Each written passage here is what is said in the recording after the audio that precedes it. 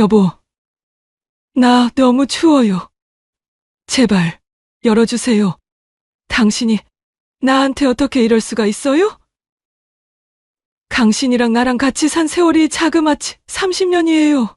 30년 넘게 내 청춘도 내 인생도 다 당신한테 바쳤는데 당신이 어떻게 나한테 이래요?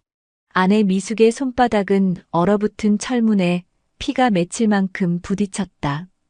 문 밖에서 듣고 있던 정호는 차갑게 눈을 내리깔며 담배 연기를 내뿜었다. 당신이 이해 좀 해. 나도 어쩔 수가 없어.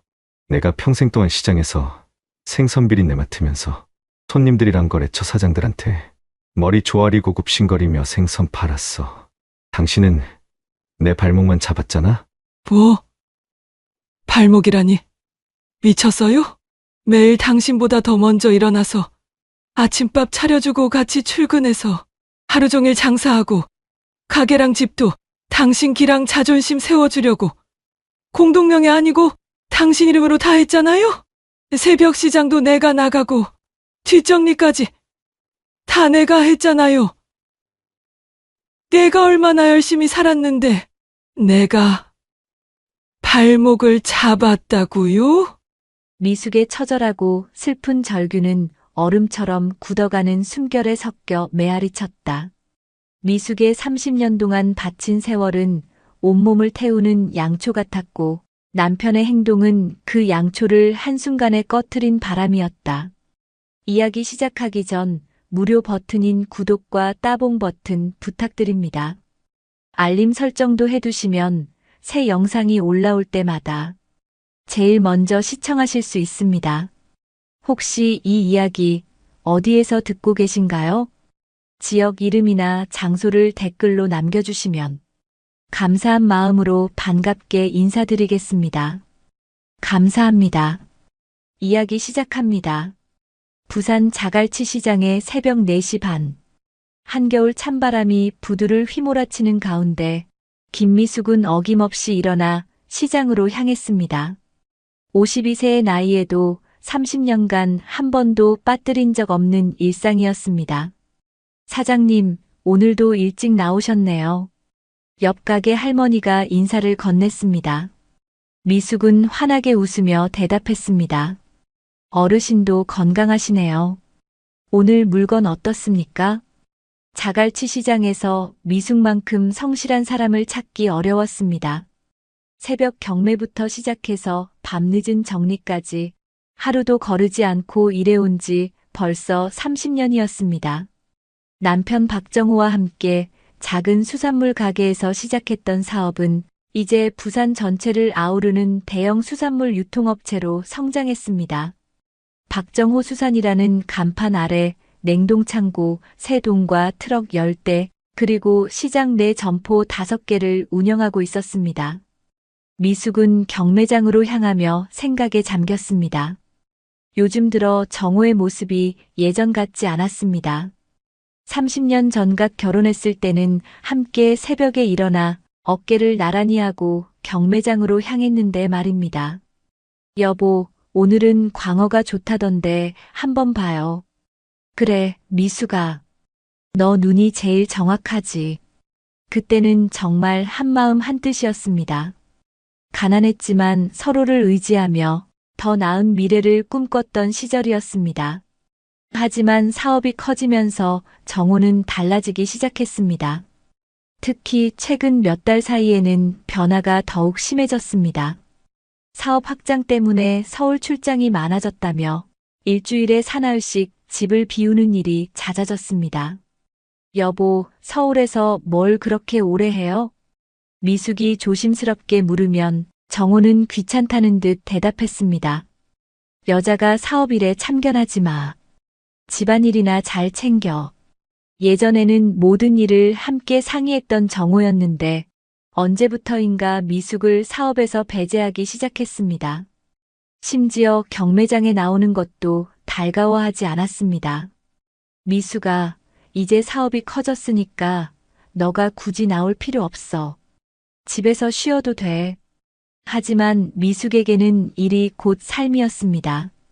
30년간 몸에 밴 습관을 하루아침에 바꿀 수는 없었습니다. 경매장에 도착한 미숙은 익숙한 손길로 어류를 살펴봤습니다. 이 고등어 상태가 좋네요. 얼마예요? 아, 사장님.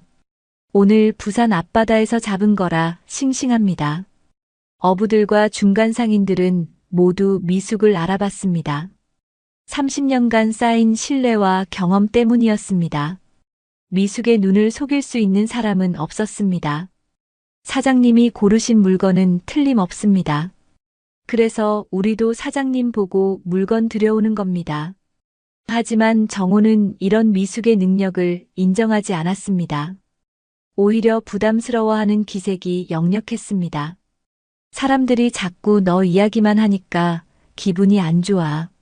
미숙은 이해할 수 없었습니다.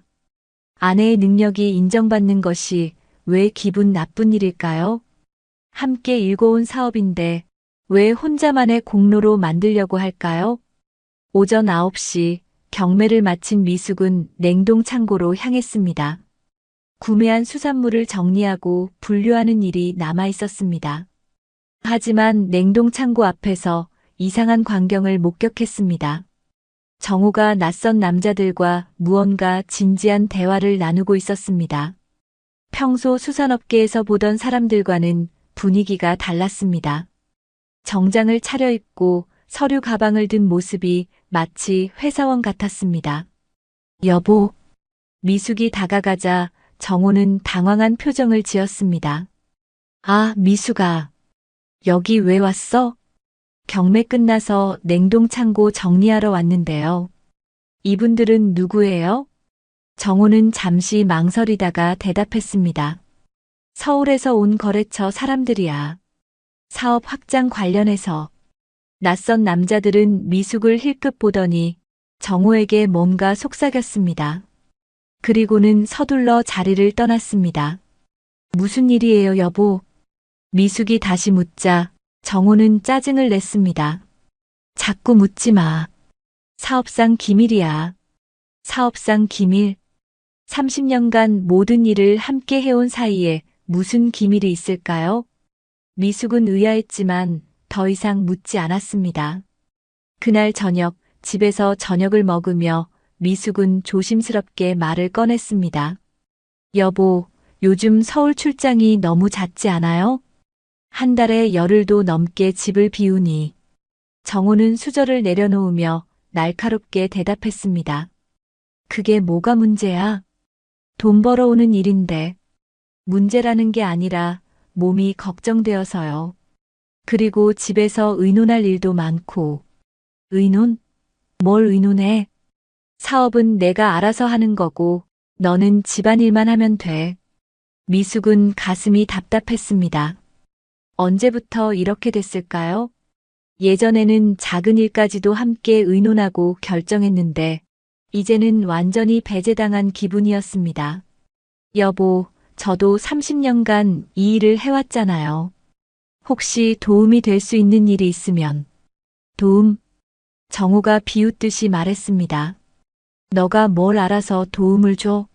시장에서 생선 고르는 것 외에 뭘 할 줄 알아? 미숙은 충격을 받았습니다. 30년간 함께 일궈온 사업을 정호는 혼자만의 공로라고 생각하고 있었던 것입니다. 여보, 그런 말하면 안 돼요. 저도 이 사업에 많은 기여를. 기여? 정호가 목소리를 높였습니다.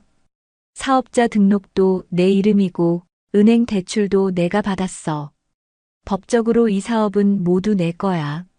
미숙은 할 말을 잃었습니다. 법적으로는 맞는 말이었습니다. 남편의 길을 세워주고자 남편 이름으로 모든 것을 처리했던 것입니다. 하지만 그것이 미숙의 노력과 공헌을 없애는 것은 아니었습니다. 새벽 경매부터 밤늦은 정리까지 미숙이 없었다면 불가능했던 성공이었습니다. 그날 밤 미숙은 잠들지 못하고 뒤척였습니다. 남편의 변한 모습이 이해되지 않았습니다. 그리고 점점 커져가는 불안감을 떨쳐낼 수 없었습니다. 무언가 잘못되고 있다는 직감이 들었습니다. 정호의 잦은 서울 출장, 냉동 창고에서 만난 낯선 사람들, 그리고 자신을 배제하려는 태도까지 모든 것이 수상해 보였습니다. 하지만 미숙은 아직 그 심각성을 깨닫지 못했습니다. 곧 닥칠 위험을 예상할 수 없었던 것입니다. 새벽이 되어 미숙은 다시 시장으로 나갔습니다. 30년간 변하지 않은 일상이었지만 오늘은 왠지 모르게 마음이 무거웠습니다. 사장님, 오늘은 표정이 안 좋으시네요? 단골 어부가 걱정스럽게 물었습니다. 아니에요, 괜찮아요. 미숙은 억지로 웃으며 대답했습니다. 하지만 마음속 깊은 곳에서는 알고 있었습니다.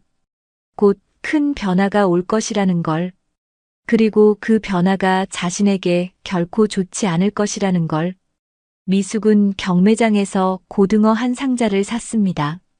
평소보다 더 꼼꼼히 살펴보며 고른 것이었습니다. 혹시 모를 변화에 대비해 지금이라도 더 열심히 일해야겠다고 생각했습니다. 하지만 미숙이 모르는 사이 정호는 이미 더 큰 계획을 세우고 있었습니다. 단순한 이혼이 아닌 미숙을 완전히 제거하려는 무서운 계획을 말입니다. 냉동 창고에서 만났던 낯선 남자들, 그리고 서울 출장의 진짜 목적, 모든 것이 하나의 거대한 음모였습니다. 미숙은 자신이 얼마나 위험한 상황에 놓여 있는지 아직 전혀 알지 못했습니다. 며칠이 지난 후 미숙의 불안감은 더욱 커져갔습니다. 정호의 서울 출장이 점점 잦아지고 집에 있을 때도 전화 통화를 피해서 하는 모습이 자주 목격되었습니다. 여보, 저녁은 드시고 가요? 미숙이 물어도 정호는 성의 없이 대답했습니다. 아니야, 서울에서 거래처 사람들이랑 저녁 약속이 있어. 거래처 사람들과의 저녁 약속이라고 하지만 정호의 표정에서는 다른 감정이 읽혔습니다. 마치 설레는 듯한, 그리고 조급해하는 기색이었습니다. 그날 밤 11시경 정호는 서둘러 집을 나섰습니다. 늦어도 걱정하지 마. 서울에서 이틀 있다가 올게. 미숙은 창문으로 정호의 차가 사라지는 것을 지켜봤습니다. 가슴 한구석이 싸늘해지는 느낌이었습니다. 30년간 함께 살아온 남편이지만 요즘의 정호는 완전히 다른 사람 같았습니다. 다음 날 아침 미숙은 평소대로 빨래를 정리하고 있었습니다. 정호가 서울 출장에서 입고 온 양복을 세탁소에 맡기려고 주머니를 확인하는 중이었습니다. 그런데 안주머니에서 종이 몇 장이 나왔습니다. 첫 번째는 백화점 영수증이었습니다. 땡땡 백화점 본점이라고 적혀 있었고 구매 품목을 보고 미숙은 깜짝 놀랐습니다. 명품 핸드백 380만 원, 명품 목걸이 250만 원, 명품 향수 20만 원, 총 650만 원이라는 거액이 적혀 있었습니다. 미숙은 손이 떨렸습니다. 정호가 누구에게 이렇게 비싼 선물을 산 것일까요? 두 번째 종이는 작은 편지였습니다. 여성스러운 글씨체로 적혀 있었습니다. 정호 씨, 선물 정말 고마워요. 이런 비싼 걸 어떻게 사주세요? 정호 씨 마음이 너무 고마워서 울었어요. 빨리 아내분과 이혼 정리하고 저와 함께 새로운 시작해요. 사랑해요, 정호 씨. 수진이가. 미숙은 편지를 읽고 또 읽었습니다.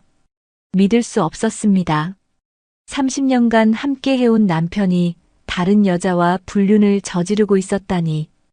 더욱이 이혼까지 약속했다는 것이 충격이었습니다. 가슴이 터질 것 같았습니다. 손이 떨려서 편지를 제대로 잡을 수가 없었습니다. 30년간 헌신해온 결혼 생활이 이런 배신으로 끝나게 될 줄은 꿈에도 생각하지 못했습니다. 미숙은 영수증을 다시 자세히 살펴봤습니다. 650만 원이라는 금액이 현실로 다가왔습니다. 정호가 한 번에 이런 거액을 다른 여자에게 써버렸다는 것이 더욱 충격적이었습니다. 평소 미숙이 생활비로 한 달에 100만 원도 쓰기 어려웠는데 다른 여자에게는 한 번에 650만 원을 쓴 것입니다. 미숙은 편지를 다시 한번 자세히 읽어봤습니다. 수진이라는 이름, 그리고 편지의 내용으로 보아 상당히 친밀한 관계인 것 같았습니다. 무엇보다 충격적인 것은 빨리 아내분과 이혼 정리하고라는 구절이었습니다. 정호가 이미 이혼 계획을 세우고 있었다는 뜻이었습니다.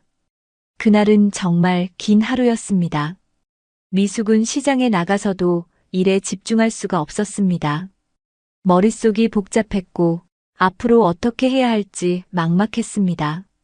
사장님, 오늘 많이 심각해 보이시네요. 무슨 일 있으세요? 단골 어부가 걱정스럽게 물었습니다. 아니에요, 괜찮아요. 미숙은 억지로 웃으며 대답했습니다. 하지만 마음속으로는 온갖 생각이 들었습니다. 정호의 최근 행동들이 이제야 이해됐습니다. 잦은 서울 출장, 새 옷 구입, 머리 손질, 모든 것이 다른 여자 때문이었던 것입니다. 저녁에 정호가 서울에서 돌아왔습니다. 평소보다 기분이 좋아 보였고 새 넥타이를 매고 있었습니다. 심지어 향수 냄새도 평소와 달랐습니다. 여보, 잘 다녀왔어요? 미숙이 억지로 평정심을 유지하며 말했습니다. 응, 사업이 잘 풀려서 기분이 좋아. 정호가 대답했습니다. 미숙은 정호의 얼굴을 유심히 살펴봤습니다. 확실히 예전과는 다른 모습이었습니다. 젊어 보이려고 노력하는 기색이 역력했습니다. 저녁 식사를 하면서 미숙은 더 이상 참을 수가 없었습니다.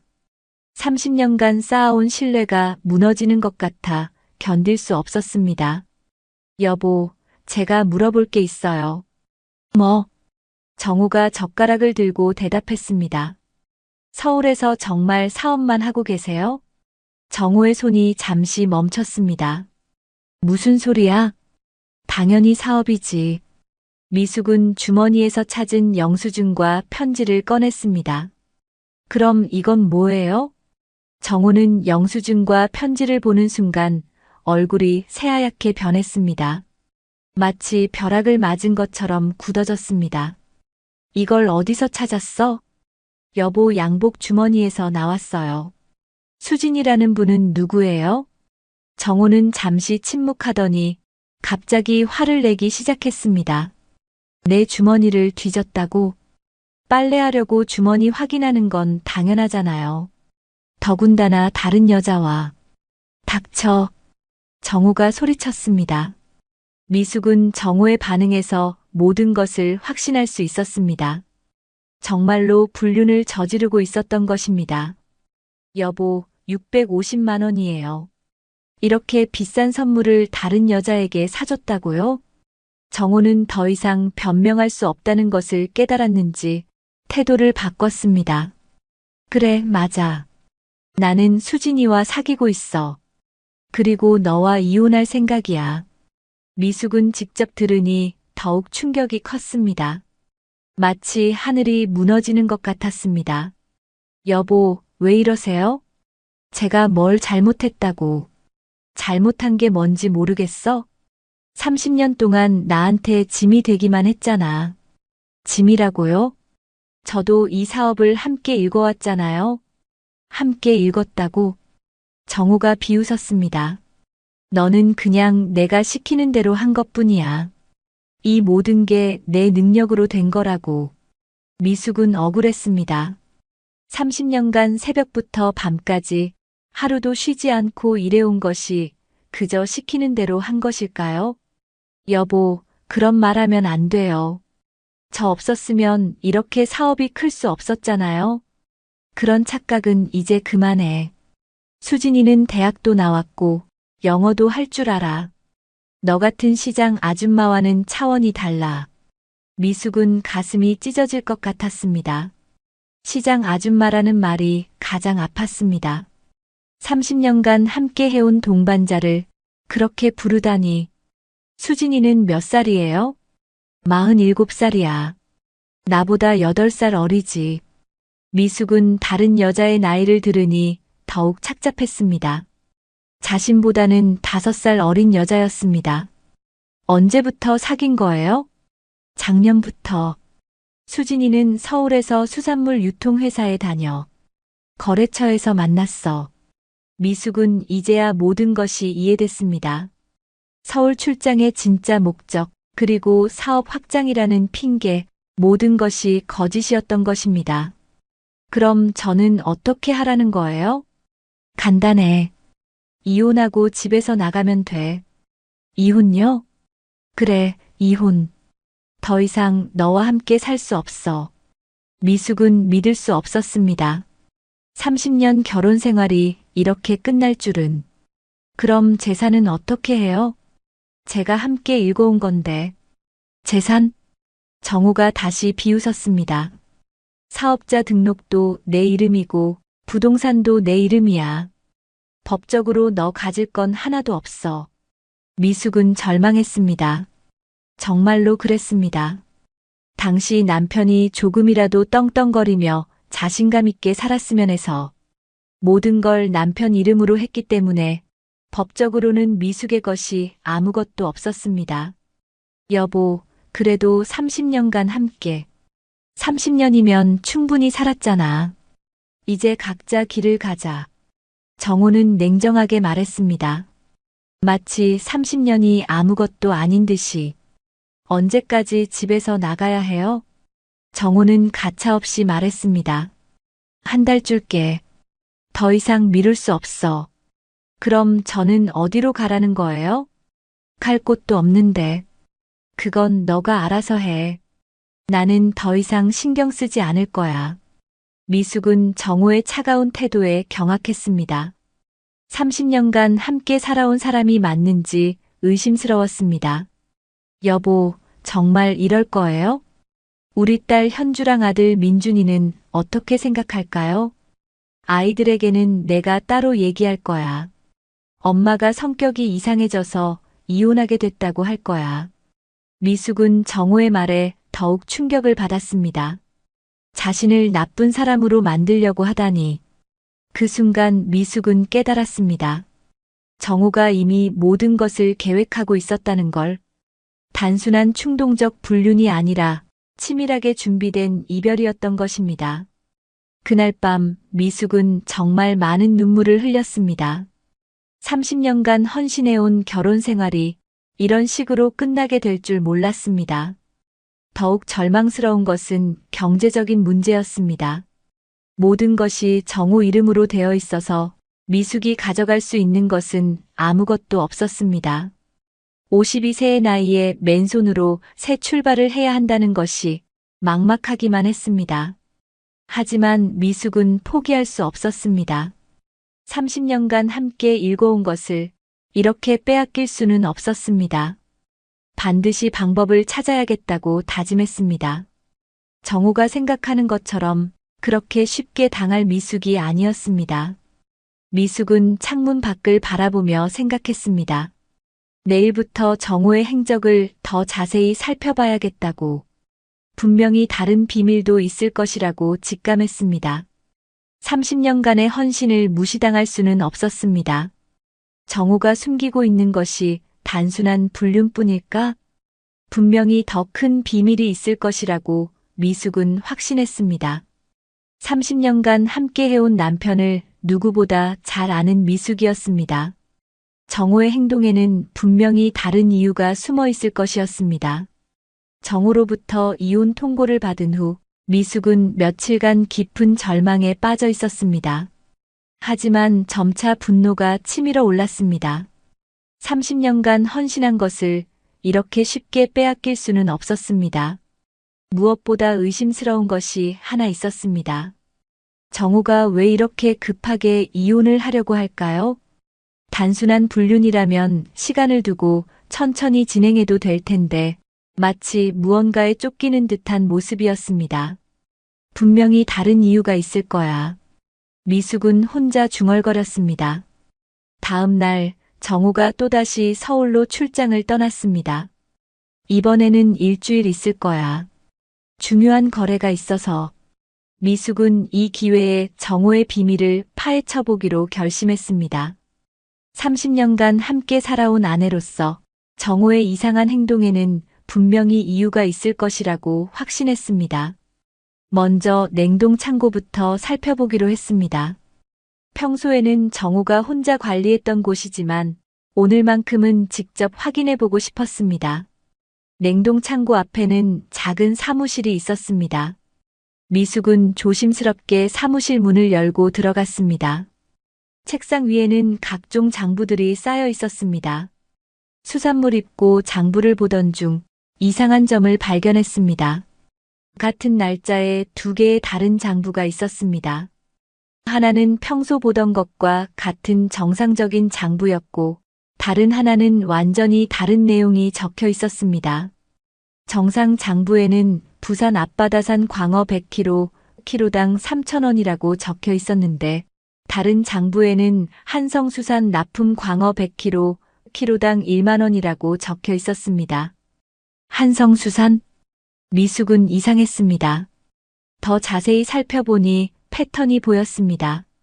실제로는 부산에서 잡힌 저렴한 생선을 가져왔는데 서류상으로는 서울의 한성수산에 고급 생선으로 비싸게 납품한 것으로 되어 있었습니다.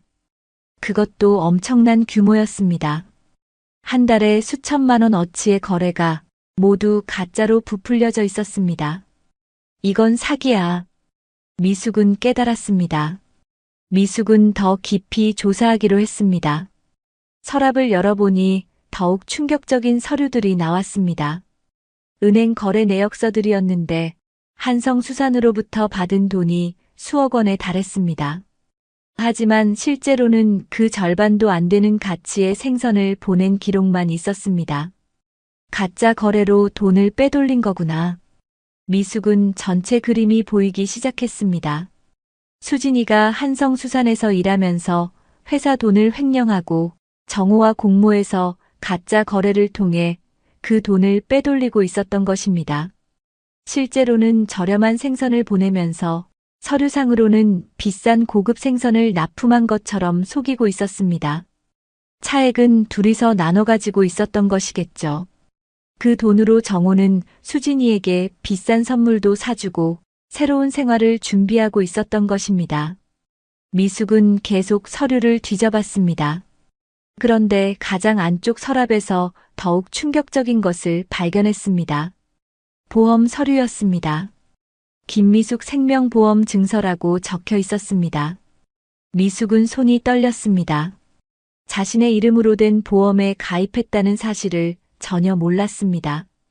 서류를 자세히 보니 더욱 놀라웠습니다. 보험 금액이 10억 원이었습니다. 수익자는 남편 박정호로 되어 있었습니다. 언제 이런 보험에 들었지? 미숙은 기억을 더듬어 봤지만 전혀 기억이 나지 않았습니다.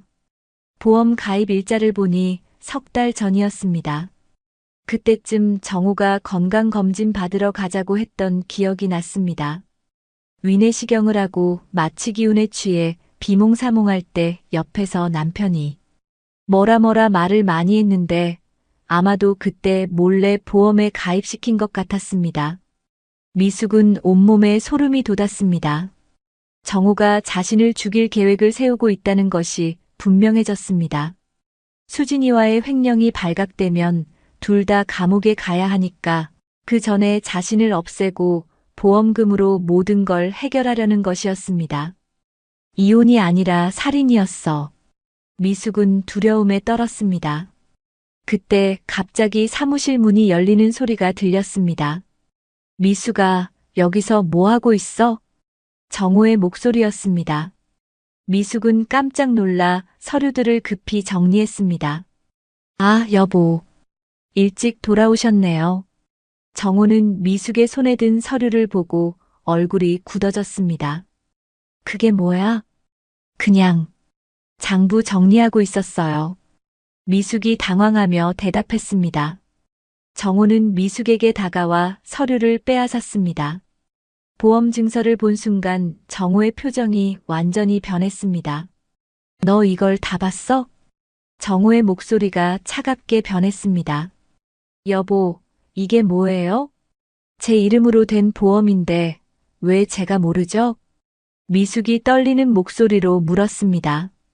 정호는 잠시 침묵하더니 갑자기 미숙의 팔을 거칠게 잡았습니다. 너 너무 많이 알았어. 정호가 위협적으로 말했습니다. 여보, 무슨 소리예요? 미숙이 놀라며 뒤로 물러섰습니다. 한성수산 거래 기록도 봤지? 내가 얼마나 조심했는데. 정호가 혼잣말처럼 중얼거렸습니다. 미숙은 정호의 표정에서 위험을 감지했습니다. 평생 함께 살아온 남편이지만 지금의 정호는 완전히 다른 사람 같았습니다. 여보, 진정하세요. 우리 얘기해봐요. 미숙이 달래려고 했습니다. 얘기? 이미 늦었어. 정호가 냉소적으로 웃었습니다. 그 순간 정호가 미숙을 밀쳐서 사무실에서 나가게 했습니다. 여보, 왜 이러세요? 미숙이 당황했습니다. 정호는 미숙을 냉동창고 입구로 밀고 갔습니다. 두꺼운 철문을 열더니 미숙을 안으로 밀어 넣었습니다. 여보. 미숙이 비명을 질렀지만 정호는 이미 밖으로 나가서 문을 잠그고 있었습니다. 여보, 문 열어요.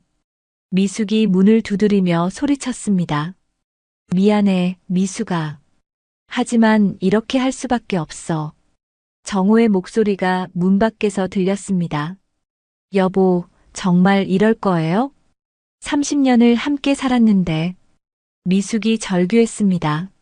30년이면 충분해. 이제 나도 새로운 인생을 살고 싶어.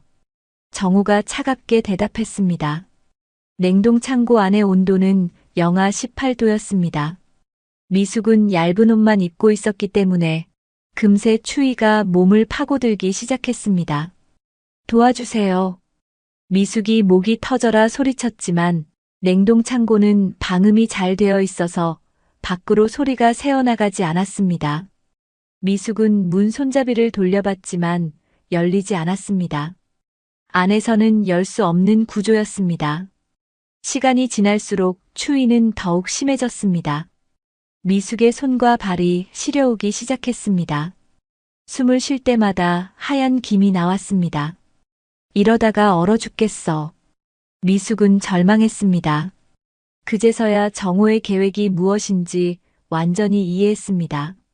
냉동 창고에서 얼어 죽게 만든 다음 사고사로 위장해서 10억 원의 보험금을 타려는 것이었습니다.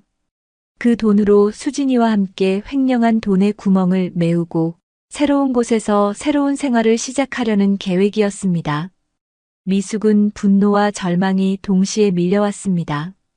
30년간 함께 살아온 남편이 돈 때문에 자신을 죽이려 한다는 현실이 믿어지지 않았습니다. 하지만 포기할 수는 없었습니다. 반드시 살아남아서 정호의 범죄를 폭로해야 했습니다. 미숙은 냉동 창고 안을 둘러봤습니다. 혹시 다른 출구가 있을까 했지만 오직 하나뿐인 문이 잠겨 있었습니다. 추위가 점점 심해졌습니다. 의식이 흐려지기 시작했습니다. 이대로 가다가는 정말 죽을 것 같았습니다. 그런데 다행히도 2시간 후 같이 일하는 가게 직원이 냉동 창고에 들를 일이 있어 미숙을 발견했습니다. 사장님, 왜 여기에 계세요?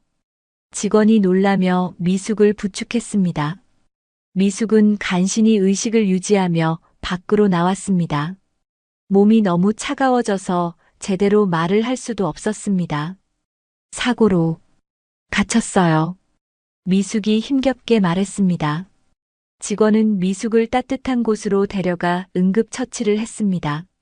하지만 미숙은 직원에게 진실을 말하지 않았습니다. 아직 정호를 고발할 준비가 되지 않았기 때문입니다. 하지만 마음속으로는 다짐했습니다. 반드시 더 확실한 증거를 모아서 정호의 모든 범죄를 폭로하겠다고. 30년간의 결혼 생활이 이런 배신으로 끝날 수는 없었습니다. 정호가 생각하는 것처럼 그렇게 쉽게 죽지 않을 것입니다. 이제 진짜 전쟁이 시작된 것입니다. 냉동 창고에서 겨우 빠져나온 미숙은 집으로 돌아와 몸을 따뜻하게 했습니다.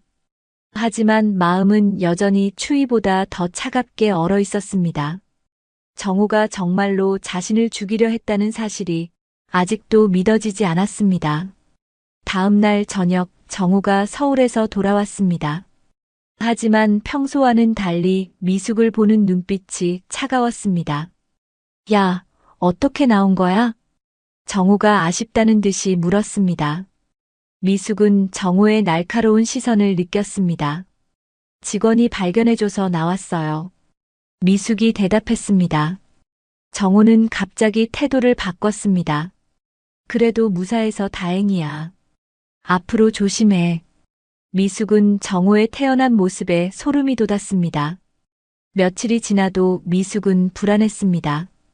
정우가 언제 또 다른 방법으로 자신을 해칠지 몰랐습니다. 이대로 가만히 있을 수는 없었습니다.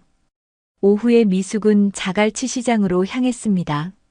30년간 함께 일해온 상인들이라면 자신의 말을 믿어줄 것이라고 생각했습니다. 김 사장님, 어서 오세요. 옆 가게 장 사장이 반갑게 인사했습니다. 장 사장님, 제가 급한 이야기가 있는데 잠깐 들어주실 수 있어요? 미숙이 조심스럽게 말했습니다. 그럼요, 뭔 일인데요? 장 사장이 관심을 보였습니다. 미숙은 심호흡을 하고 말을 시작했습니다. 사실 저희 남편이 다른 여자와 바람을 피우고 있어요. 뭐라고요? 장 사장이 놀랐습니다. 그런데 그게 다가 아니에요. 회사 돈을 횡령하고 있고 심지어 저를 죽이려고까지 해요. 미숙이 떨리는 목소리로 말했습니다. 장 사장은 잠시 침묵하더니 의아한 표정으로 미숙을 바라봤습니다. 김 사장님, 무슨 소리예요? 박정호 사장이 그런 사람이 아니잖아요. 정말이에요. 며칠 전에 냉동 창고에 저를 가둬놨어요. 얼어 죽으라고. 미숙이 간절히 호소했습니다.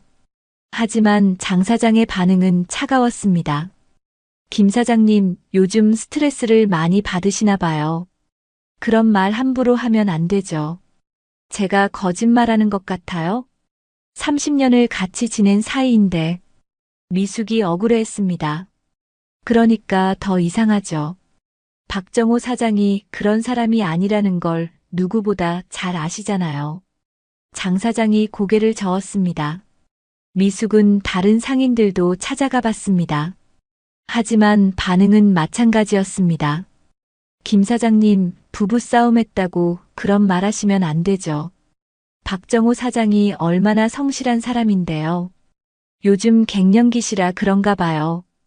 아무도 미숙의 말을 믿어주지 않았습니다. 오히려 미숙을 이상한 사람 취급했습니다. 그날 저녁 미숙은 딸연주에게 전화를 걸었습니다. 서울에서 의대 레지던트를 하고 있는 딸이라면 어머니의 말을 믿어줄 것이라고 생각했습니다. 엄마, 무슨 일이에요? 현주가 바쁜 목소리로 대답했습니다. 현주야, 엄마가 급한 이야기가 있어. 아빠가 다른 여자와 바람 피우고 있어.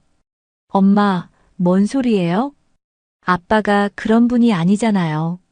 현주가 믿지 못하겠다는 투로 말했습니다. 정말이야. 그리고 엄마를 죽이려고까지 해. 미숙이 급하게 말했습니다. 엄마, 죄송한데 지금 수술 들어가야 해서요.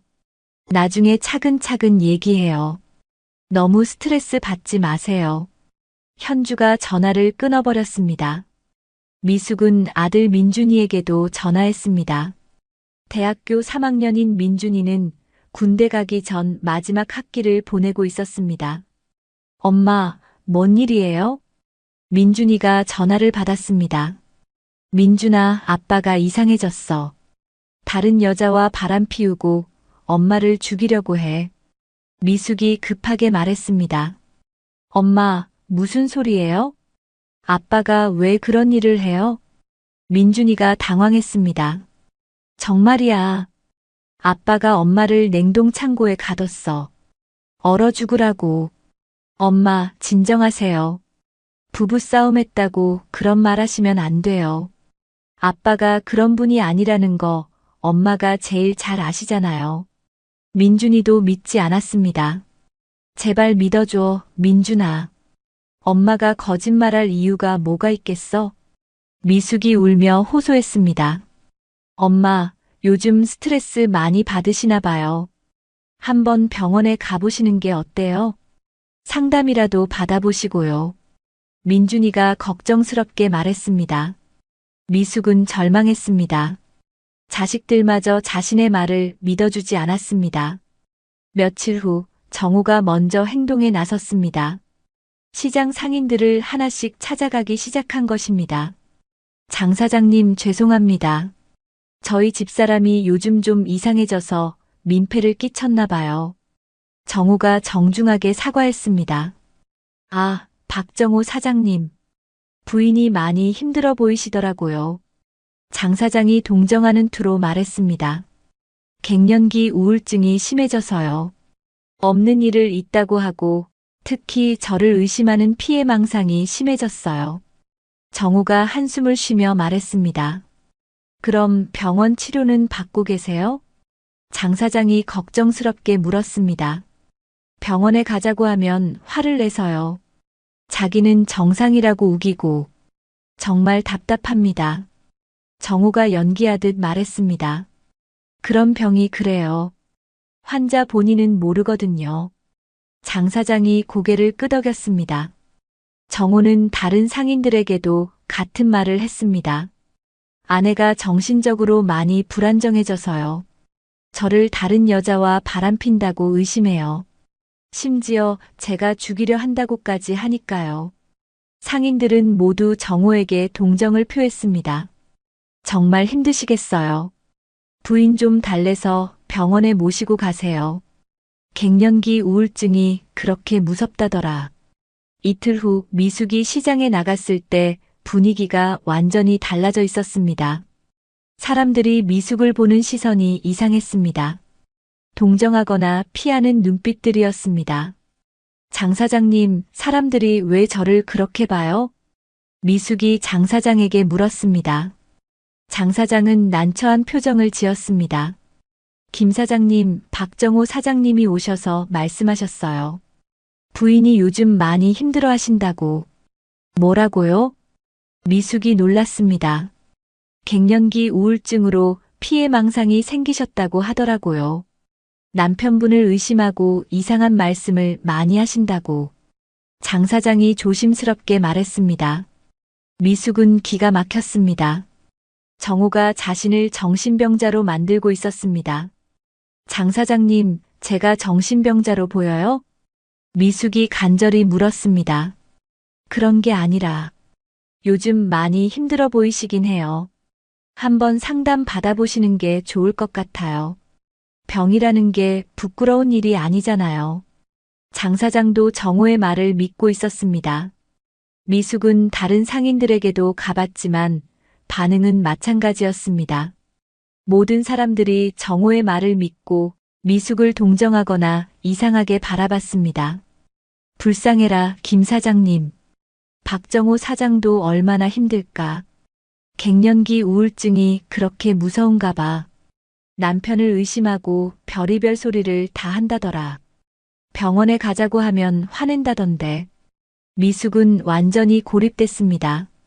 30년간 쌓아온 신뢰가 하루아침에 무너졌습니다. 정호의 치밀한 계획에 완전히 당한 것이었습니다. 그날 저녁 정우가 집에 돌아와서 말했습니다. 미수가 시장에서 또 이상한 말 했다며? 정우가 차분하게 물었습니다. 이상한 말이 뭐예요? 사실을 말한 거잖아요. 미숙이 대들었습니다. 또 그런 헛소리 하네. 너 정말 정신과 치료 받아야겠어. 정우가 한숨을 쉬었습니다. 제가 왜 정신과 치료를 받아야 해요? 미숙이 화를 냈습니다. 없는 일을 있다고 하고 사람들한테 말도 안 되는 소리를 하고 이게 정상이야? 정우가 반문했습니다. 없는 일이라고요? 당신이 저를 냉동 창고에 가둔 게 없는 일이에요? 미숙이 따졌습니다. 또 그 소리네. 너 혼자 장부 뒤지다가 실수로 갇힌 거잖아. 내가 언제 너를 가뒀다고 그래. 정우가 태연하게 거짓말했습니다. 당신이 저를 밀어 넣었잖아요. 미숙이 소리쳤습니다. 미숙아, 진정해. 너 지금 상태가 정말 심각해. 이제 가족들까지 걱정하고 있어. 정우가 걱정스러운 척했습니다. 그 순간 미숙은 깨달았습니다. 정우가 얼마나 치밀하게 계획을 세웠는지, 자신을 정신병자로 만들어서 나중에 무슨 일이 일어나도 아무도 믿지 않게 만드는 것이었습니다. 완전히 고립시킨 다음 두 번째 살인 시도를 하려는 계획인 것 같았습니다. 미숙은 절망적이었지만 동시에 분노도 치밀어 올랐습니다. 이대로 당하고만 있을 수는 없었습니다. 완전히 고립된 미숙은 며칠간 집에만 있었습니다. 시장에 나가봐도 사람들의 시선이 부담스러웠고 아무도 자신의 말을 믿어주지 않는다는 현실이 절망적이었습니다. 정호의 치밀한 계획에 완전히 당한 상황이었습니다. 그런 미숙에게 유일한 희망이 하나 있었습니다. 같은 업계에서 20년간 절친하게 지낸 최영숙이었습니다. 영숙은 남편과 함께 대형 수산물 도매업체를 운영하며 미숙과 정호 부부와는 가족 같은 사이였습니다. 영숙이 언니라면 내 말을 믿어줄 거야. 미숙은 마지막 희망을 걸고 영숙에게 전화를 걸었습니다. 미숙아, 웬일이야? 요즘 어떻게 지내? 영숙이 반갑게 전화를 받았습니다. 언니, 나 지금 정말 급해. 정우가 이상해졌어. 미숙이 다급하게 말했습니다. 정우가? 무슨 소리야? 영숙이 놀라며 물었습니다. 다른 여자랑 바람 피우고 회사 돈 횡령하고 있어. 그리고 나를 죽이려고까지 해. 미숙이 한숨에 털어놓았습니다. 전화 너머로 잠시 침묵이 흘렀습니다. 미숙아, 너 요즘 스트레스 많이 받니? 정우가 그런 사람이 아니잖아. 영숙의 목소리에도 의심이 묻어났습니다. 언니, 나까지 의심하는 거야? 20년 친구인데. 미숙이 서운해했습니다. 그래서 더 걱정되는 거야. 정우는 내가 아는 한 그런 사람이 아니거든. 너 혹시 갱년기 때문에 언니도 그런 소리 해? 미숙은 절망했습니다. 미숙아, 진정해. 한번 만나서 얘기해보자. 내일 우리 집으로 와. 영숙이 달래듯 말했습니다. 다음 날 미숙은 영숙의 집을 찾아갔습니다. 마지막 희망이었습니다. 영숙만큼은 자신을 이해해줄 것이라고 믿었습니다. 미숙아, 어서 와.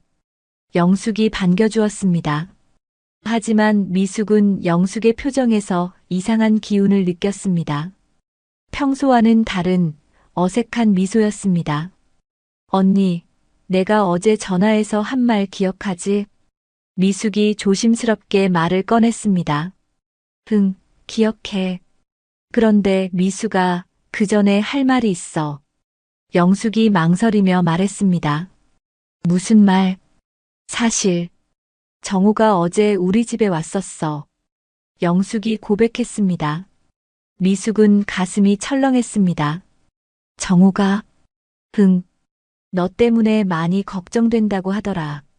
요즘 정신 상태가 많이 불안정하다고. 영숙이 조심스럽게 말했습니다. 언니, 설마 정우 말을 믿는 거야? 미숙이 다급하게 물었습니다. 미숙아, 정우가 너한테 잘못한 게 뭐가 있겠어? 20년 넘게 지켜본 사람인데. 영숙이 한숨을 쉬었습니다. 그럼 내가 거짓말한다는 거야? 미숙이 상처받은 표정으로 물었습니다. 거짓말이 아니라 착각일 수도 있잖아. 갱년기 우울증이 그래. 없는 일도 있는 것처럼 느끼게 한다고 하더라. 영숙이 설명했습니다. 미숙은 믿을 수 없었습니다. 20년 절친마저 정우의 편에 서 있었습니다. 언니, 나 진짜 정신병자로 보여? 미숙이 눈물을 글썽이며 물었습니다. 그런 게 아니야. 그냥 치료받으면 되는 거잖아. 병원에 가보는 게 어때? 영숙이 권유했습니다. 그 순간 미숙은 깨달았습니다. 정우가 영숙에게도 뭔가 했다는 걸. 이렇게 확신에 찬 태도는 단순히 설득당한 것이 아니었습니다. 언니, 정우가 언니한테 뭐라고 했어? 미숙이 추궁했습니다. 영숙은 잠시 당황하는 기색을 보였습니다. 뭐라고 하긴. 그냥 걱정된다고. 정말로? 다른 말은 안 했어? 미숙이 계속 물었습니다. 영숙이 시선을 피했습니다. 미숙아, 그냥 병원 가자. 내가 같이 가줄게. 미숙은 영숙의 태도에서 확신했습니다. 정우가 영숙에게 돈을 줬거나 협박을 했을 것입니다. 20년 우정도 돈 앞에서는 무너진 것이었습니다. 언니, 정우가 언니한테 얼마를 줬어? 미숙이 직설적으로 물었습니다. 뭔 소리야? 영숙이 당황했습니다. 아니면 협박이라도 받았어? 언니가 갑자기 이럴 리 없어. 미숙이 따졌습니다. 미숙아, 정말 이상해졌구나. 이제 나까지 의심하네. 영숙이 한숨을 쉬었습니다. 미숙은 더 이상 할 말이 없었습니다. 마지막 희망마저 무너진 것이었습니다. 그날 저녁, 집에 돌아온 미숙에게 더 큰 충격이 기다리고 있었습니다. 딸 현주와 아들 민준이가 집에 와 있었던 것입니다. 엄마 왔어요? 현주가 심각한 표정으로 말했습니다. 현주야, 민준아. 갑자기 왜 왔어? 미숙이 반가우면서도 의아해했습니다. 엄마, 우리 얘기 좀 해요. 민준이가 무거운 목소리로 말했습니다. 거실에는 정우도 앉아 있었습니다. 가족회의 같은 분위기였습니다. 엄마, 아빠한테 다 들었어요. 요즘 많이 힘들어 하신다고. 현주가 걱정스럽게 말했습니다. 무슨 소리니?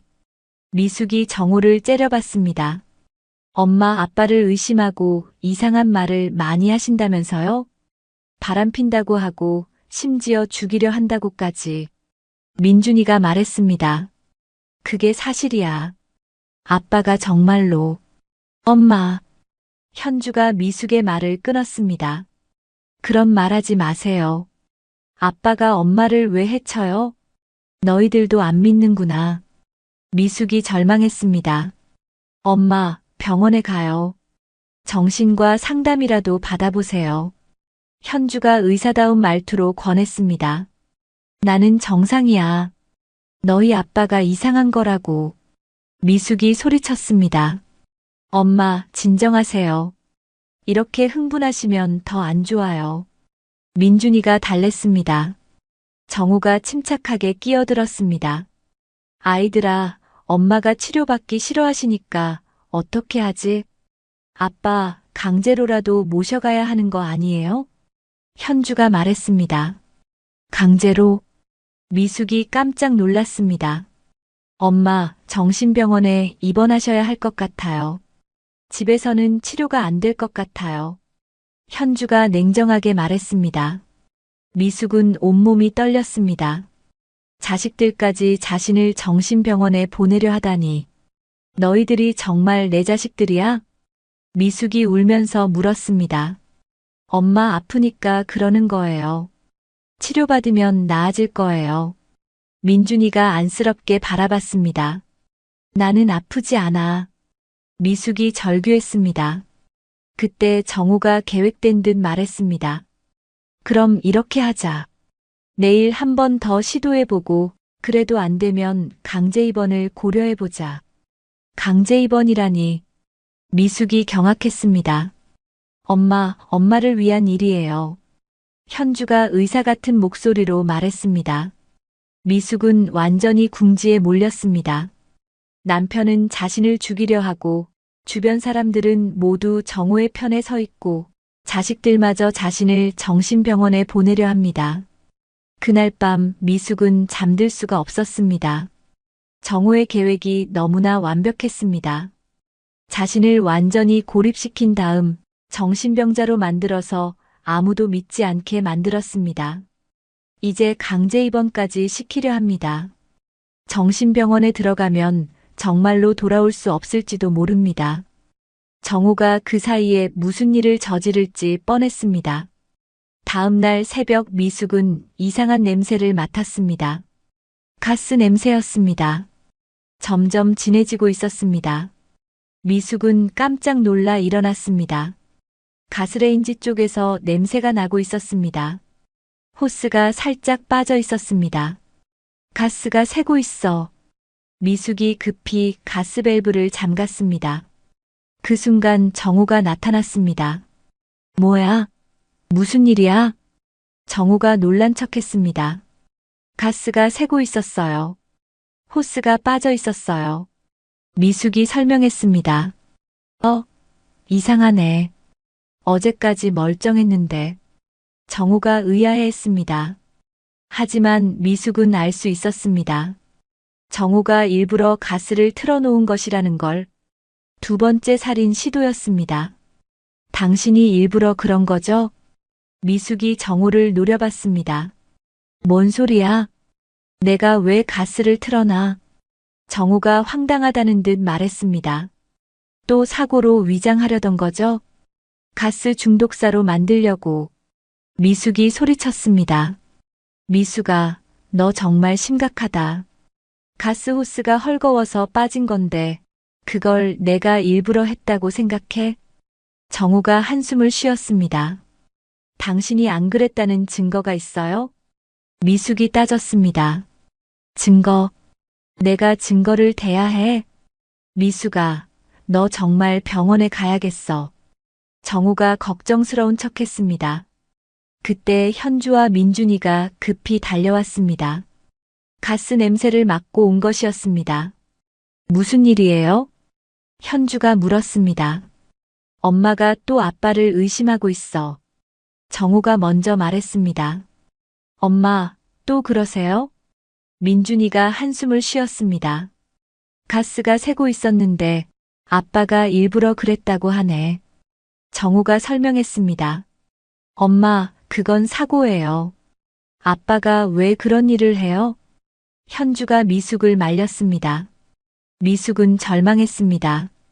이번에도 아무도 믿어주지 않았습니다. 엄마, 이제 정말 병원에 가셔야겠어요. 현주가 단호하게 말했습니다. 오늘 당장 모시고 갈게요. 민준이도 동의했습니다. 미숙은 완전히 막다른 길에 몰렸습니다. 정우의 두 번째 살인 시도도 실패했지만 오히려 자신이 더 궁지에 몰린 상황이 되었습니다. 이제 정말로 정신병원에 강제 입원 당할 위기에 처했습니다. 한번 들어가면 나올 수 없을지도 모릅니다. 하지만 미숙은 포기하지 않았습니다. 반드시 진실을 밝혀내야 했습니다. 정우의 완벽한 계획을 무너뜨려야 했습니다. 정신병원 강제 입원 위기에 처한 미숙은 절망적이었지만 동시에 마지막 기회라는 생각도 들었습니다. 지금이 아니면 진짜로 모든 것이 끝날 수도 있었습니다. 잠깐만, 병원 가기 전에 제가 할 말이 있어요. 미숙이 가족들을 향해 말했습니다. 엄마, 또 무슨 말을 하려고 하세요? 현주가 피곤하다는 듯 물었습니다. 마지막으로 한 번만 들어주세요. 그래도 안 믿으면 병원에 갈게요. 미숙이 간절히 부탁했습니다. 정우의 얼굴에 잠깐 경계하는 기색이 스쳤습니다. 하지만 곧 여유로운 표정을 지었습니다. 좋아, 엄마 말씀 들어보자. 민준이가 동의했습니다. 미숙은 심호흡을 하고 말을 시작했습니다. 너희 아빠가 서울에서 수진이라는 여자와 바람 피우고 있어. 그 여자는 한성수산이라는 회사에서 일해. 엄마, 또 그 소리예요? 현주가 한숨을 쉬었습니다. 들어봐. 그 여자가 회사 돈을 횡령해서 아빠와 가짜 거래를 통해 돈을 빼돌리고 있어. 미숙이 계속 설명했습니다. 미숙아, 그만해. 정우가 제지했습니다. 안 그만해. 그리고 아빠가 내 명의로 10억 원짜리 생명보험에 가입했어. 나를 죽이고 보험금을 받으려고. 미숙이 폭탄 발언을 했습니다. 가족들이 모두 놀란 표정을 지었습니다. 엄마, 그건 또 무슨 소리예요? 민준이가 당황했습니다. 정말이야. 냉동창고 사무실에서 보험 증서를 봤어. 내가 모르게 가입한 거야. 미숙이 목소리를 높였습니다. 정호는 침착하게 대응했습니다. 그 보험 말이야? 그건 내가 너 생각해서 든 거야. 만약에 내게 무슨 일이 생기면 어떻게 하나 싶어서. 거짓말. 수익자가 당신으로 되어 있었어. 미숙이 반박했습니다. 당연하지. 내가 보험료 내는데 수익자가 남이면 되겠어? 정호가 당연하다는 듯 말했습니다. 그럼 왜 제게 말하지 않았어요? 미숙이 따졌습니다. 말했는데 네가 기억 못하는 거야. 요즘 깜빡깜빡 하잖아. 정호가 거짓말을 했습니다. 현주가 정호를 바라보며 물었습니다. 아빠, 정말 그런 보험에 들었어요? 응, 엄마 나이도 있고 해서. 혹시 모를 일에 대비한 거야. 정호가 자연스럽게 설명했습니다. 그래도 엄마께 미리 말씀드렸어야죠. 민준이가 말했습니다. 그러게. 앞으로는 미리 말할게. 정호가 반성하는 척했습니다. 미숙은 답답했습니다. 정호가 너무나 능숙하게 변명을 하고 있었습니다. 그럼 한성수산과의 거래는 뭐예요? 미숙이 다른 카드를 꺼냈습니다. 한성수산? 우리 거래처 중 하나야. 그게 뭐 어때서? 정호가 의외라는 듯 물었습니다. 가짜 거래잖아요. 실제로는 저렴한 생선을 보내면서 서류상으로는 비싸게 속이고 있어요. 미숙이 설명했습니다. 정호는 잠시 당황하는 기색을 보였습니다. 미숙이 생각보다 많이 알고 있었던 것입니다. 미숙아, 그건 네가 잘못 본 거야. 거래처마다 가격이 다른 건 당연한 거고.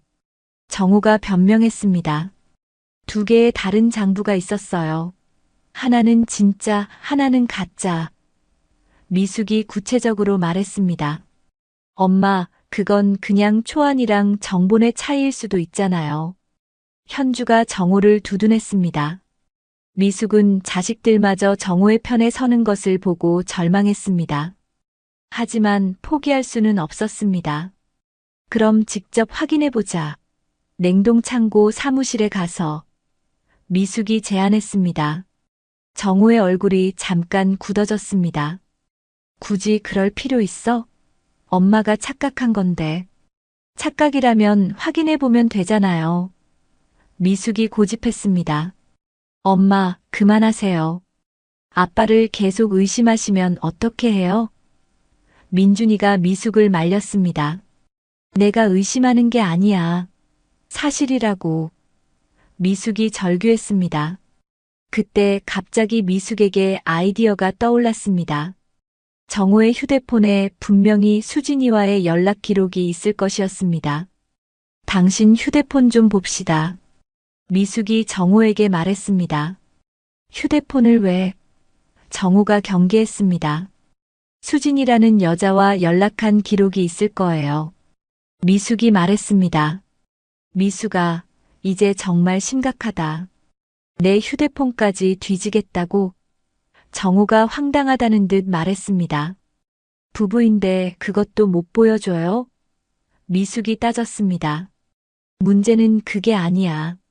너 지금 완전히 의심병에 걸렸어. 정호가 한숨을 쉬었습니다. 아빠, 휴대폰 보여주세요. 그러면 엄마가 안심하실 거예요. 현주가 제안했습니다. 정호는 잠시 망설이더니 휴대폰을 꺼냈습니다. 좋아, 봐라. 미숙이 휴대폰을 받아 통화 기록을 확인했습니다. 하지만 수진이라는 이름은 찾을 수 없었습니다. 정호가 미리 삭제해 놓은 것 같았습니다. 없네요. 미숙이 실망했습니다. 당연하지. 그런 사람은 존재하지 않으니까. 정호가 당연하다는 듯 말했습니다. 그때 미숙이 문자 메시지를 확인해 봤습니다. 대부분 업무 관련 내용들이었지만 한 개의 메시지가 눈에 띄었습니다. 정호 씨, 잘 도착했어요. 내일 만나요. -시옷. 이건 뭐예요? 미숙이 그 메시지를 보여주며 물었습니다. 정우가 메시지를 보더니 대수롭지 않게 말했습니다. 아, 그건 거래처 직원이야. 성이 송씨거든. 시옷가 송씨라고요? 미숙이 의심했습니다. 그렇다니까. 송 부장이라는 사람이야. 정우가 확신에 찬 목소리로 말했습니다. 미숙은 더 이상 증거를 찾을 수 없었습니다. 정우가 워낙 치밀하게 준비해 놓았던 것입니다. 엄마, 이제 됐죠? 아빠한테 잘못된 게 없잖아요. 현주가 말했습니다. 그럼 엄마를 냉동 창고에 가둔 거는 어떻게 설명할 거예요? 미숙이 마지막 카드를 꺼냈습니다. 엄마, 또 그 이야기예요? 민준이가 피곤해했습니다. 정말이야. 분명히 아빠가 나를 밀어넣고 문을 잠갔어. 미숙이 간절히 호소했습니다. 미숙아, 그날 나는 서울에 있었어. 어떻게 너를 가둬? 정우가 알리바이를 제시했습니다. 거짓말이에요. 분명히 돌아왔었어요. 미숙이 반박했습니다. 엄마 아빠는 그날 늦게까지 서울에 계셨어요. 밤에 들어오셨다고요. 현주가 정우의 편을 들었습니다. 미숙은 기억을 되짚어봤습니다. 정확한 시간은 기억나지 않았지만 분명히 정우가 자신을 가뒀다는 건 확실했습니다. 그럼 누가 나를 가뒀다는 거예요? 미숙이 물었습니다. 아무도 가두지 않았어. 네가 혼자 들어갔다가 문이 고장나서 갇힌 거야. 정우가 설명했습니다. 문이 고장났다고요? 미숙이 의아해했습니다. 그래, 그 후에 수리했어. 이제 잘 작동해. 정우가 거짓말을 했습니다. 미숙은 더 이상 할 말이 없었습니다. 모든 증거가 사라져 있었고 가족들은 누구도 자신을 믿어주지 않았습니다. 엄마, 이제 정말 병원에 가셔야겠어요. 현주가 단호하게 말했습니다. 아직 더 확인해 볼 게 있어요. 미숙이 마지막 발악을 했습니다. 엄마, 충분히 확인했잖아요. 아무것도 없었어요. 민준이가 말했습니다. 정우가 동정하는 듯한 표정으로 말했습니다. 미숙아, 치료받자. 나도 너 때문에 많이 걱정돼. 당신이 걱정이라고요? 당신이 나를 죽이려 하는데. 미숙이 소리쳤습니다. 엄마, 그런 말 하지 마세요. 현주가 미숙을 제지했습니다. 미숙은 완전히 막다른 길에 몰렸습니다. 아무도 자신의 말을 믿어주지 않았고 모든 증거는 사라져 있었습니다. 하지만 그 순간 미숙에게 마지막 아이디어가 떠올랐습니다. 은행 기록이었습니다. 한성수산과의 거래 기록이 은행에 남아있을 것이었습니다. 은행에 가봅시다. 미숙이 갑자기 말했습니다. 은행을 왜? 정우가 당황했습니다. 한성수산과의 거래 기록을 확인해 보려고요. 정말 정상적인 거래인지. 미숙이 설명했습니다. 정우의 얼굴이 순간적으로 굳어졌습니다. 은행 기록까지는 조작할 수 없었기 때문입니다. 미숙아, 그런 걸 뭐하러 확인해? 정우가 막으려 했습니다. 정상적인 거래라면 확인해도 되잖아요. 미숙이 고집했습니다. 가족들도 미숙의 제안에 관심을 보였습니다. 엄마가 그렇게 원한다면 한번 확인해보죠. 민준이가 말했습니다. 정우는 더 이상 막을 수 없었습니다. 좋아, 그럼 내일 은행에 가자. 정우가 마지못해 동의했습니다. 미숙은 마지막 희망을 품었습니다. 은행 기록에서 분명히 뭔가 나올 것이었습니다. 정우의 완벽해 보이는 계획에도 구멍이 있을 것이었습니다. 드디어 진실을 밝혀낼 기회가 온 것 같았습니다. 다음 날 은행 상담실 안은 차갑게 얼어붙은 듯 조용했습니다. 정우는 느긋한 미소를 지으며 팔짱을 끼고 앉아 있었고 미숙은 손을 떨며 서류를 뚫어지게 바라보고 있었습니다. 자녀 현주와 민주는 긴장된 표정으로 두 사람 사이를 번갈아 보았습니다. 직원이 컴퓨터를 두드리다가 화면을 돌려서 보여주었습니다. 네, 확인해보니 한성수산과의 거래 내역에는 이상이 없습니다. 정식 거래로 보이고요. 금액도 문제 없습니다. 정우가 고개를 끄덕이며 비웃듯 말했습니다. 들었지? 다 정상이라잖아. 괜히 헛것 본 거 가지고 난리치지 마라. 현주가 조심스럽게 엄마를 보며 말했다. 엄마, 이제 됐잖아요. 아빠는 잘못하신 게 없으세요. 민준도 못마땅한 듯 말했다. 엄마, 이쯤이면 됐어요. 더 하시면 저희가 다 민망해요. 미숙은 얼굴이 하얗게 질리며 중얼거렸습니다. 이럴 리가 없어. 내가 직접 장부를 봤는데 분명히 조작된 기록이었는데. 정호는 의자를 밀치며 벌떡 일어나 목소리를 높였습니다. 아직도 헛소리 할 거야? 네가 정신이 이상해진 거지. 내가 무슨 범죄자라도 된 줄 알아? 그 순간 상담실 문이 삐걱 열리더니 한 남자가 조심스럽게 들어왔습니다.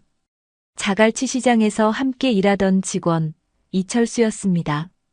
그의 얼굴은 굳어 있었지만 눈빛은 결심이 서 있었습니다. 사모님 말씀이 사실입니다. 순간 공기가 멎은 듯 정적이 흘렀습니다.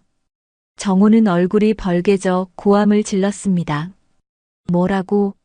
이씨, 네가 지금 제정신이야? 무슨 허튼 소리를 하고 다니는 거야? 철수는 손을 움켜쥔 채 목소리를 떨며 이어갔습니다. 며칠 전 냉동 창고에서 사모님이 갇혀 계실 때 제가 봤습니다.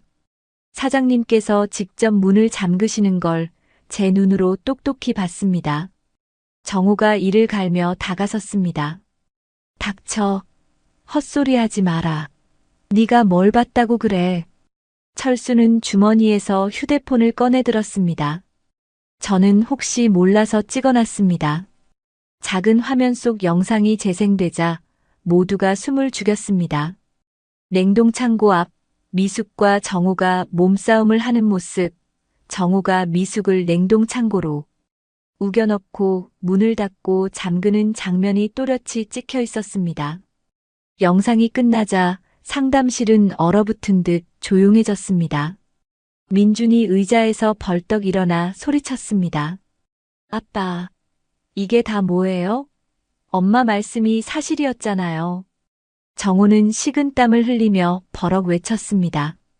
그딴 거 믿지 마라. 저 자식이 나 모함하려고 꾸민 거야. 영상 같은 거 조작하면 그만이지. 현주가 떨리는 목소리로 아버지를 바라봤습니다. 아빠, 저건 조작이 아니에요. 다 그대로 찍힌 거잖아요. 정호는 숨을 몰아쉬며 목소리를 낮췄습니다. 너희들까지 왜 그러냐? 아빠를 믿어야지. 남의 말 듣고 아빠를 의심해? 그러나 민주는 눈빛이 흔들리면서도 단호하게 말했습니다. 아빠 죄송하지만 아빠 차에 달려있는 카메라 있죠? 블랙박스. 그것도 확인해 봐야겠어요. 정호의 얼굴이 순간 굳어졌습니다. 쓸데없는 짓 하지 마라. 거기 뭐 찍힌 것도 없어. 하지만 현주가 고개를 끄덕이며 민준의 편에 섰습니다. 맞아요. 확인해 보면 되잖아요. 괜히 숨길 게 없으면 보여주실 수 있죠? 정호는 아무 말도 못하고 굳은 표정으로 서 있었습니다. 결국 네 사람은 곧장 은행 건물 지하 주차장으로 내려갔습니다. 정호의 차 앞. 민준이 손을 떨며 블랙박스 저장용 메모리 칩을 꺼내 노트북에 연결했습니다. 잠시 후 화면에 저녁 무렵의 영상이 재생되었습니다. 차 앞 인도를 찍은 화면이었는데 정호가 낯선 여인과 나란히 서서 서로를 끌어안고 있었습니다. 여자의 목소리가 선명히 들려왔습니다. 정호 씨, 이제 아내분 정리하시고 저랑 새 출발해요. 10억 보험금만 받으면 우리 인생 달라지잖아요. 그리고 정호의 목소리. 조금만 기다려. 미숙이만 사라지면 다 우리 거야. 현주의 눈이 크게 흔들렸습니다.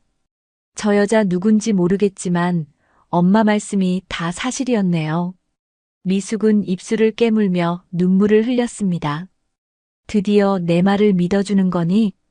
민주는 분노에 주먹을 떨며 아버지를 노려봤습니다. 아빠 엄마를 30년간 헌신하신 분을 어떻게 이렇게 배신하실 수가 있어요. 정호의 얼굴은 더 이상 숨길 수 없는 절망과 당혹으로 일그러져 있었습니다. 주차장 한가운데 노트북 화면 속에서 재생되던 영상이 끝나자 공기는 얼음처럼 차갑게 가라앉았습니다. 민주는 숨을 몰아쉬며 아버지를 노려봤습니다. 아빠 엄마 말씀 다 사실이었잖아요. 그동안 엄마를 정신병자 취급하시고 시장 사람들한테까지 그렇게 말씀하신 게 다 거짓말이었잖아요. 정호는 식은땀을 흘리며 버럭 고함을 질렀습니다. 닥쳐. 네가 뭘 안다고 함부로 떠들어. 저 영상, 저거 다 우연히 찍힌 거야. 내가 일부러 그런 말 한 게 아니야. 현주는 눈가가 젖은 채로 중얼거렸습니다. 아빠, 왜 그러셨어요? 왜 엄마한테 그러셨어요? 우리 가족한테. 정호는 딸을 바라보다가 갑자기 표정이 일그러졌습니다. 너희도 몰라서 그래. 30년 동안 내가 어떤 고생을 했는지 알아? 매일 같이 시장에서 비린내 맡으며 빚 갚고 거래처에 머리 숙이고 다 나 혼자 책임졌어. 그런데 이 여자는 항상 내 발목만 잡았다고. 미숙은 차가운 눈빛으로 정호를 바라봤습니다. 발목을 잡았다고요? 제가 30년 동안 당신 옆에서 새벽 4시에 일어나 시장 나가고 냉동창고 정리하고 거래처 눈치까지 보며 얼마나 함께 했는데 그걸 발목이라고 하세요? 정호는 더 이상 참지 못한 듯 목소리를 높였습니다. 그래. 다 내 능력으로 된 거야. 네가 뭘 했다고 잘난 척이야. 이제 난 새 인생을 살 거야. 너만 사라지면 다 끝이야. 그 말이 튀어나온 순간 주차장은 정막에 휩싸였습니다. 민준과 현주가 동시에 아버지를 바라보며 눈을 크게 떴습니다. 아빠 방금 뭐라고 하셨어요? 엄마만 사라지면 된다고요? 정호는 순간 당황했지만 이미 늦었습니다. 말은 주워 담을 수 없었고 그의 눈빛은 더 이상 변명할 길이 없는 진실을 드러내고 있었습니다. 그때 뒤에서 누군가의 목소리가 들려왔습니다. 모든 말씀 다 녹음됐습니다. 은행 보안팀 직원이 다가오고 있었고 이미 경찰이 호출된 상태였습니다. 철수가 용기를 내어 경찰에 연락을 했던 것이었습니다. 정호는 미친 듯이 소리쳤습니다. 나를 잡아가도 아무 소용없어. 다 오해라고. 이 여자가 다 꾸민 거라고. 하지만 경찰들이 달려와 정호의 팔을 잡아 수갑을 채웠습니다. 정호는 발버둥을 치며 고개를 흔들었지만 더 이상 아무도 그의 말을 믿지 않았습니다. 몇 달 후 법정. 재판정 안은 방청객들로 가득했습니다. 판사는 냉정한 목소리로 공소 사실을 낭독했습니다. 피고인 박정호, 피고인 최수진. 두 사람은 공모하여 회삿돈 수십억을 횡령하고 김미숙 씨 명의로 10억 원 보험을 들어 살해하려 한 혐의를 받고 있습니다. 검사가 증거 영상을 제출했습니다. 냉동창고 앞에서 정호가 문을 잠그는 영상, 그리고 차 블랙박스에 찍힌 두 사람의 애정 행각과 살인모의 대화. 방청석에서 탄식이 터져나왔습니다. 정호는 고개를 숙인 채 아무 말도 하지 못했습니다. 수지는 얼굴이 창백해져 울먹이며 변명했습니다. 저는 그냥 사랑했을 뿐이에요. 검사는 단호히 말했습니다. 사랑이라 부르기엔 너무나 악질적인 범죄였습니다. 돈과 욕망을 위해 30년을 헌신한 아내를 죽이려 한 것. 사회가 결코 용납할 수 없는 일입니다. 판사가 판결을 내렸습니다. 피고인 박정호, 징역 20년. 피고인 최수진, 징역 12년. 법정은 술렁였고 정호는 무너진 듯 주저앉았습니다. 이럴 리가 없어. 내가 이렇게 끝날 리가. 수지는 울부짖으며 끌려나갔습니다. 정우 씨, 우리 이렇게 끝나는 거예요? 경찰이 두 사람을 호송해 나가자 방청석의 시선은 모두 미숙에게 향했습니다. 미숙은 자리에서 천천히 일어나 고개를 숙였습니다. 그녀의 눈에는 눈물이 맺혔지만 오랜만에 당당한 빛이 돌아와 있었습니다. 며칠 후 부산 자갈치 시장의 새벽. 해안가에 부는 차가운 바람 속에서 미숙은 다시 새벽 경매장으로 향했습니다. 상인들이 그녀를 보며 고개를 숙였습니다. 김 사장님 많이 힘드셨지요? 그래도 끝까지 버텨내셔서 정말 다행입니다. 미숙은 고개를 끄덕이며 따뜻하게 미소 지었습니다. 고맙습니다. 이제 저는 제 길을 걸어가야지요. 경매장이 활기를 띠며 다시 시끌벅적해졌습니다. 그러나 미숙의 마음은 차분했습니다. 30년간의 결혼 생활은 배신과 상처로 끝났지만 이제는 새로운 시작이 기다리고 있었습니다. 그녀는 손에 들린 고등어 상자를 힘껏 들어올리며 속으로 다짐했습니다. 30년을 빼앗겼지만 남은 삶은 나를 위해 살겠다. 바닷바람 속에서 미숙의 눈가에는 눈물이 맺혔지만 이번에는 슬픔이 아닌 희망의 빛이 담겨 있었습니다. 사람의 인생은 길고도 짧습니다. 돈과 욕망은 손에 쥔 듯해도 한순간에 흩날리는 모래알과 같고 진정으로 남는 것. 은 결국 사람 사이의 믿음과 정이라는 것을 오늘 이야기를 통해 다시금 느끼게 됩니다. 30년이 세월 동안 쌓아온 정을 무너뜨린 것은 거짓과 배신이었지만 끝내 사람을 살려낸 힘은 작은 진실, 그리고 진심이었습니다. 우리가 살아가면서 붙잡아야 할 것도 바로 그것이 아닐까요? 인생은 결국 선택의 연속입니다. 누군가는 욕심을 좇아 평생을 허비하고 누군가는 사랑과 믿음을 지켜내며 끝까지 버팁니다. 돈과 권력은 한순간에 사라질 수 있지만 사람의 진심과 정은 끝내 우리를 살게 하는 힘이 됩니다. 오늘 이야기를 통해 우리가 지켜야 할 것이 무엇인지 다시금 돌아보게 됩니다. 오늘 이야기는 여기까지입니다. 구독과 좋아요는 영상을 만드는데 큰 힘이 되며 이 이야기 어디서 들으셨는지 지역 이름이나 장소를 댓글로 남겨주시면 감사한 마음으로 반갑게 인사드리러 가겠습니다. 시청해주셔서 고맙습니다.